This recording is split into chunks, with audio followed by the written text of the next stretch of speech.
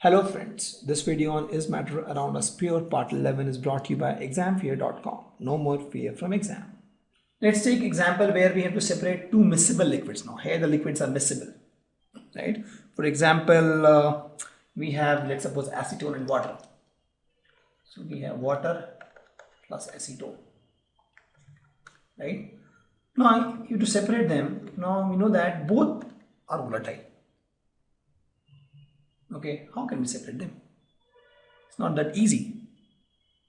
But we know that this acetone, it has low evaporation temperature. Low evaporation temperature, it evaporates easily. And water has high evaporation temperature.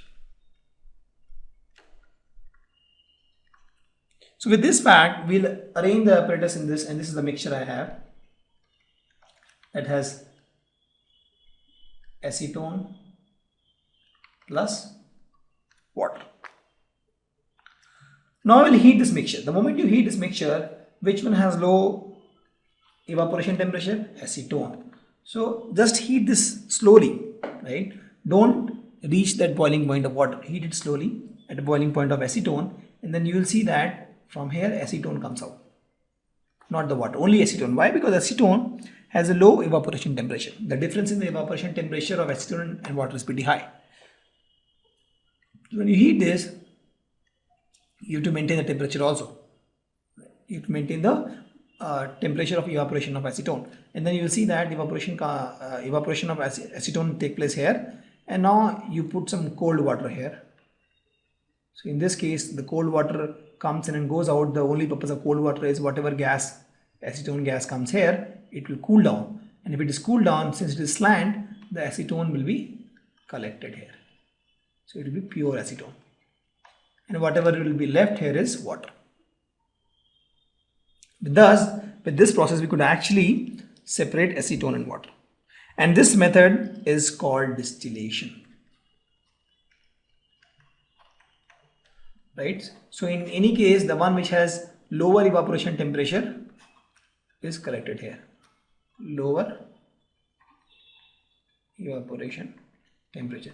Please note, you have to make sure the temperature is at control. If you increase the temperature to, let's suppose, 200 degrees Celsius, temperature is higher than the boiling point of water also, both water and acetone both will evaporate here. And then again you will get a mixture here. So you have to maintain the temperature. Temperature is a critical factor. Okay, so this method is used for separating of any component of mixture that has that is miscible liquids, but they have different boiling point or different evaporation temperature. Okay, and these should also evaporate without decomposition. It should happen that you can actually evaporate and get it back to the liquid. Something actually, when you evaporate, it's all gone. Right? You heat it at a high temperature, the composition itself is gone. It reacts and forms a different chemical compound. That's a different story altogether. Just understand that this process is used to separate two liquids, miscible liquid. They have different evaporation temperature, and also the fact that these kind of liquids you could actually evaporate, turn into vapors, and then cool down, turn into liquid. Okay.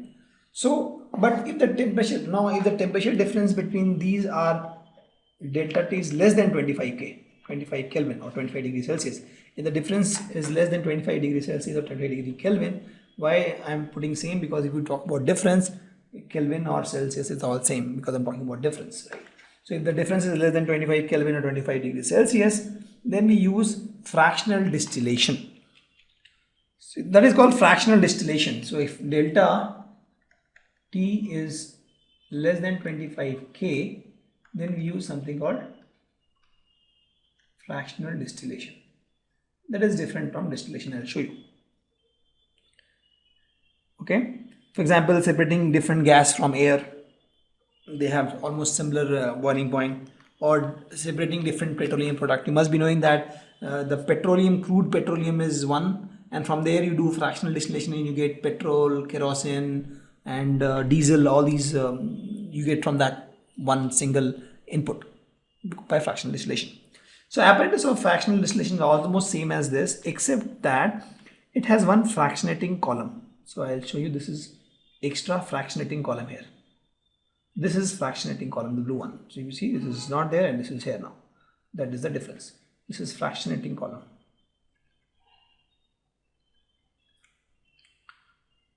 This is the extra thing that is added, and this is fitted between the distillation flask and the condenser. So this is condenser, because this condense,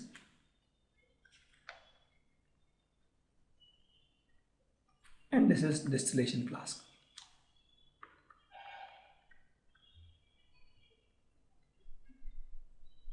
Okay.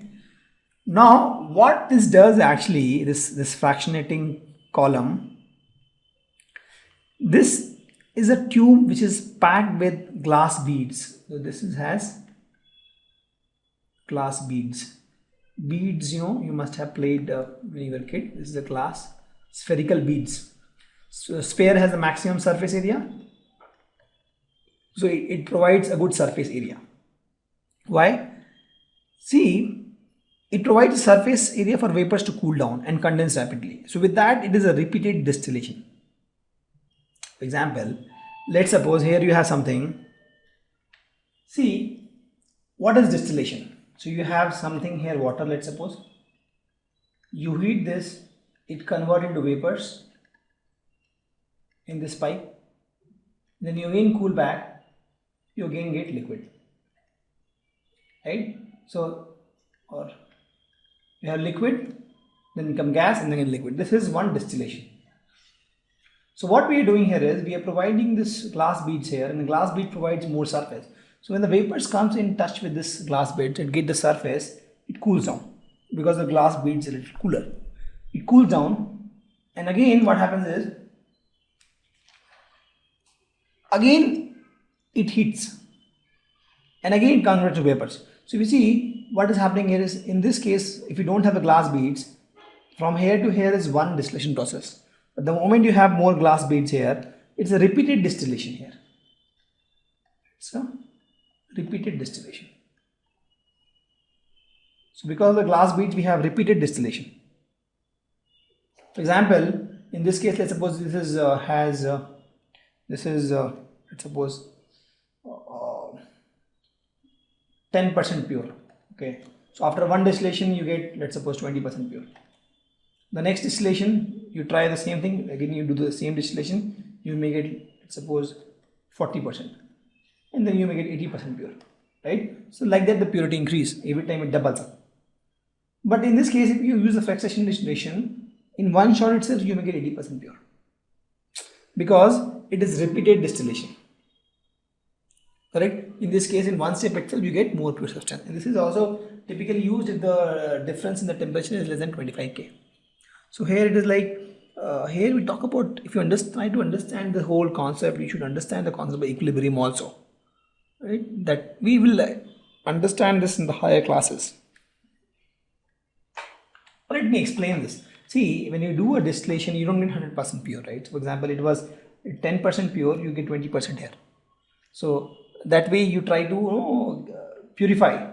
But let's suppose this case, this is the 10% pure substance, and you're doing first time only. So here, at this point, at this stage, what you get here is what you get here, if you don't have the beads. So here you have, let's suppose, 20% pure. And if you don't have beads, this 20% pure substance will actually flow and it will come here. But if you put the beads here, at 20% pure itself, it will get the surface area, it will cool down, and again it will boil. So again it will boil, again it will get convert to vapors, right? So at this top, it is actually you are converting the whole thing into liquid, and again you are heating it up. So from that, again, the moment you try to vaporize it, so you get at this point, let's suppose 40% pure. Again this 40% pure vapors again touch this some beads here, it cools down, and again it vaporize, so that becomes 80% pure. So with that, what you get here is 80% pure in one shot. Understanding? See, what you are doing here is nothing but, see, if you want to make it 100% pure, you in first round you get 20%, the same thing you do, the same process you do once again, you get 40%, 80%. So in this case, what I'm saying is, here you already have 20% pure. So instead of collecting it here and again doing it, you put a bead here. The moment you put a bead here, whatever liquid you're collecting here, this liquid gets collected here. And since it is already hot, the same process continues. The same liquid actually try to vaporize. The moment you vaporize this liquid, only the pure form will go up, the impure will come down. The next water vapor you get here, the vapor you get is 80%, 40% pure. Again, from the 40% pure, when it touches the bed, these beads provide surface area to cool down, as good as collecting the whole liquid, and then again vaporize, right? And then again you get more pure. So you will understand this actually when you understand Rawls law in higher classes. You will understand that. Just try to understand the concept. Now, the more you distillate, the more pure substance you get, and this is one way where you are doing a repeated distillation. Thank you. Visit examfear.com to watch more videos, attempt free online tests, get free study materials, find tutors and mentors, and much more. Thanks once again.